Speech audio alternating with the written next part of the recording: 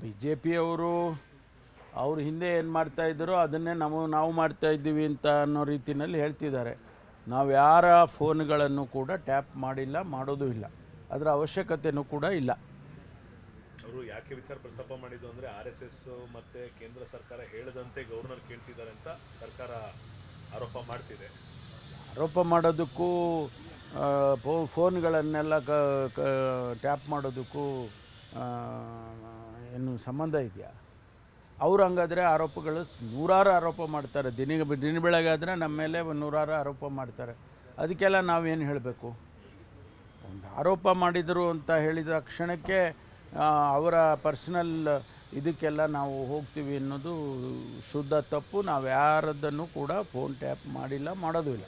ಇನ್ನೊಂದು ಚಾಲ್ತಿಗೆ ಬರದ ದ್ವೇಷ ಮಸೂದೆ ಕಾಯ್ದೆಯ ಆಧಾರದಡಿ ಒಂದು ನೋಟಿಸ್ ನೀಡಿರೋದನ್ನ ನಿನ್ನೆ ಪ್ರಶ್ನೆ ಮಾಡಿದ್ರು ಸುನಿಲ್ ಕುಮಾರ್ ಕಾರಜೋಳ ಅವರು. ಇವತ್ತು ಕೂಡ ನಾನು ಕೌನ್ಸಿಲ್ನಲ್ಲಿ ಇದ್ದೆ.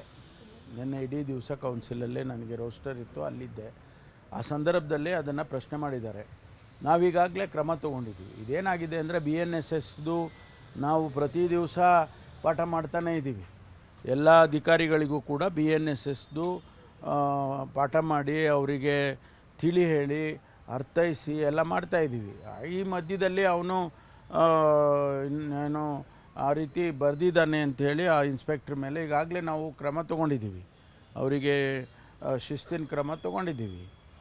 ಈ ತಪ್ಪುಗಳು ಆದಾಗ ನಾವು ಅದನ್ನು ಸರಿಪಡಿಸೋದು ನಮ್ಮ ಕೆಲಸ, ನಾವು ಮಾಡ್ತೀವಿ. ಅದರದ್ದೇನು ಇವರು ಹೇಳಿದ ಕ್ಷಣಕ್ಕೆ ಏನಾಗೋದಿಲ್ಲ.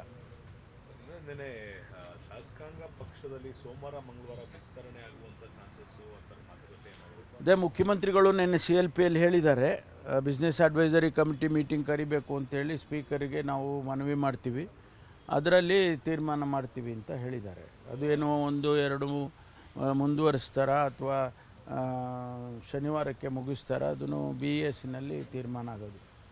ನಾವು ಮುಖ್ಯಮಂತ್ರಿಗಳಾಗಲಿ ಅಥವಾ ಬೇರೆ ಯಾರಾದರೂ ಆ ರೀತಿ ಡೇಟ್ಗಳನ್ನ ನಾವು ಮಾಡೋಕ್ಕೆ ಬರೋದಿಲ್ಲ. It is speaker.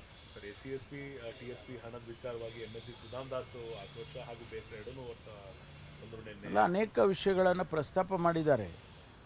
ಮಾನ್ಯ ಶಾಸಕರುಗಳು ಅನೇಕ ವಿಷಯಗಳನ್ನು ಪ್ರಸ್ತಾಪ ಮಾಡಿದ್ದಾರೆ. ಅದನ್ನೆಲ್ಲ ಮುಖ್ಯಮಂತ್ರಿಗಳು ಗಮನಿಸಿದ್ದಾರೆ. ಅದಕ್ಕೇನು ಕ್ರಮ ತಗೋಬೇಕೋ ಅದನ್ನು ತಗೊಳ್ತಾರೆ. ಸಬ್ ಇನ್ಸ್ಪೆಕ್ಟರ್ ವರ್ಗಾವಣೆಯನ್ನು 2 ವರ್ಷ ಅವಧಿ ಇರೋದನ್ನು 1 ವರ್ಷಕ್ಕೆ ಇಳಿಸಿ ಅನ್ನೋ ಒಂದು ಮನವಿ ಕೂಡ ನಿನ್ನೆ ಬಂದಿದೆ. ಭಾಳ ಜನ ಅದನ್ನು ಹಿಂದಿನಿಂದನೂ ಹೇಳ್ತಿದ್ದಾರೆ. ನಾವು ಒಂದೇ ವರ್ಷ ಇದ್ದರೆ ಅವರಿಗೆ ಅಲ್ಲಿ ಕೆಲಸ ಮಾಡೋದಕ್ಕೆ ಕಷ್ಟ ಆಗ್ತದೆ ಅಂತ ಹೇಳಿ ನಾವು 2 ವರ್ಷ ಹಿಂದೆ 2 ವರ್ಷ ಇತ್ತು, ಅದನ್ನು 1 ವರ್ಷ ಮಾಡಿದರು. ಮತ್ತು ನಾವು ಅದನ್ನೇ 2 ವರ್ಷ ನಮ್ಮ ಸರ್ಕಾರ ಬಂದ ಮೇಲೆ ಮಾಡಿದ್ದು. ಅದನ್ನು ವಿಚಾರ ಮಾಡೋಣ. ಅದರ ಸಾಧಕ ಬಾಧಕಗಳು ಏನು, ಅದರಿಂದ ಏನು ತೊಂದರೆ ಆಗುತ್ತೆ, 2 ವರ್ಷ ಮಾಡಿದರೆ ಏನು ತೊಂದರೆ ಆಗುತ್ತೆ, 1 ವರ್ಷ ಮಾಡಿದ್ರೆ ಏನು ತೊಂದರೆ ಆಗುತ್ತೆ, ಅದೆಲ್ಲ ವಿಚಾರ ಮಾಡ್ತೀನಿ. ತಿಮ್ಮಾಪುರವರ ಬೆನ್ನು ನಿಂತ್ಕೊಬೇಕು ಅಂತ ನಿನ್ನೆ CLP ಡಿಸೈಡ್ ಮಾಡಿದೆ. ಯಾಕಂದರೆ ಯಾರೋ ಒಬ್ಬ ಅಧಿಕಾರಿ ಇದು ಮಾತಾಡಿರೋದು ಎಲ್ಲೂ ಕೂಡ ಪ್ರೂಫ್ ಇಲ್ಲ ಅಂತ ಇಡೀ CLP ನಿನ್ನೆ ಡಿಸೈಡ್ ಆಗಿದೆ ಅಂತ.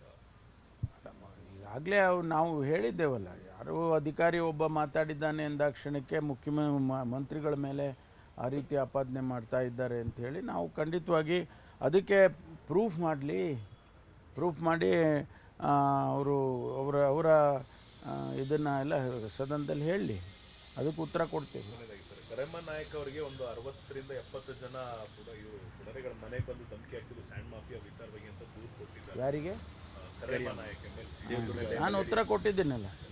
ನಾನು ಸ್ಪಷ್ಟವಾಗಿ ವಿವರವಾಗಿ ಉತ್ತರ ಕರೆಮ್ಮ ಅವರಿಗೆ ಕೊಟ್ಟಿದ್ದೇನೆ. ಅದರ ಪ್ರಕಾರ ನಾವು ಅಲ್ಲೇನಾದರೂ ಅಂಥದ್ದು ಕಂಡು ಬಂದರೆ ಖಂಡಿತವಾಗಿ ಕ್ರಮ ತಗೊಳ್ತೀವಿ. ನಾನು ಅವರಿಗೆ ಅಶ್ಯೂರೆನ್ಸ್ ಕೊಟ್ಟಿದ್ದೇನೆ, ನಿಮಗೆ ಎಲ್ಲ ರೀತಿ ರಕ್ಷಣೆ ಕೊಡ್ತೀವಿ ಹಾಗೆ ಅಂತೇಳಿ ಸದನದಲ್ಲೇ ನಾನು ಅಶ್ಯೂರೆನ್ಸ್ ಕೊಟ್ಟಿದ್ದೇನೆ. ನ್ಯೂಸ್ ಫಸ್ಟ್ ನಿರ್ಭೀತಿಯಿಂದ ನಿಮ್ಮ ಪರವಾಗಿ.